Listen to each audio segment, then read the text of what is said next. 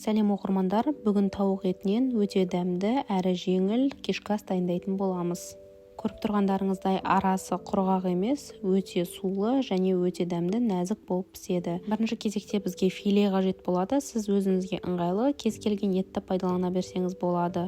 Осылай жартылай кесіп, бөліктерге бөліп алып, оны өзіңізге ыңғайлы ыдысқа салып, мариновка жасауға кірісеміз.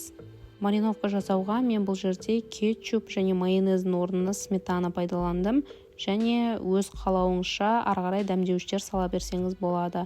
Қара бұрыш, паприка, кез келген универсальный приправа деген сияқты өзіңізге ұнайтын дәмдерді салып, тұзын салып, және арасын барлығына кіргізіп, мариновкасын жасаймыз. Және осы мариновкамен шамамен жарты сағаттай қойып қоямыз. Және көп жағдайда тауықты пісірген кезде ортасы құрғақ болып, ол духовкадан шыққан кезде жегенге ыңғайсыз болып қалады. Сондықтан да мен арасына осылай қызанақты жіңішке бөліктерге бөліп, барлығын ішіне салып шықтым. Сіз де тауықты дәл осындай әдіспен пісіретін болсаңыз, етіңіз өте жұмсақ және сулы болып, сізге ұнайтынына сенімдімін. Жарты сағаттан кейін тауықты осылай фольгаға салып, 180 градуста духовкаға жіберетін боламыз. Духовкамыздың градусы алғашқы уақытта 180 градус, шамамен 10-15 минуттан кейін 200 градусқа көтеріп, шамамен 20-30 минуттай пісіреміз.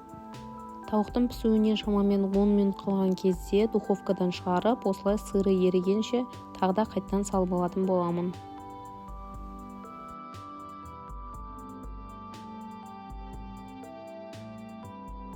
Гарнирға өз қалауыңыз бойынша күріш, гречка не болмаса пюре ұсына берсеңіздер болады. Дәл осындай рассыпчатый болып шығатын күріш дайындау техникасы менің каналымда бар, өтіп қарап көрсеңіз болады.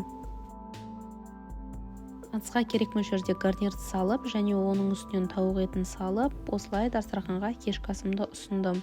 Көріп тұрғандарыңыздай, ортасы жұмсақ, өте нәзік және дәмді болып піседі. Алдағы уақытта өзімнің басқа да кешкі ас дайындау техникаларыммен және рецепттеріммен бөлісетін боламын. Сондықтан да арнаға жазылып, лайк басып, комментарий жазуды ұмытпаңыздар.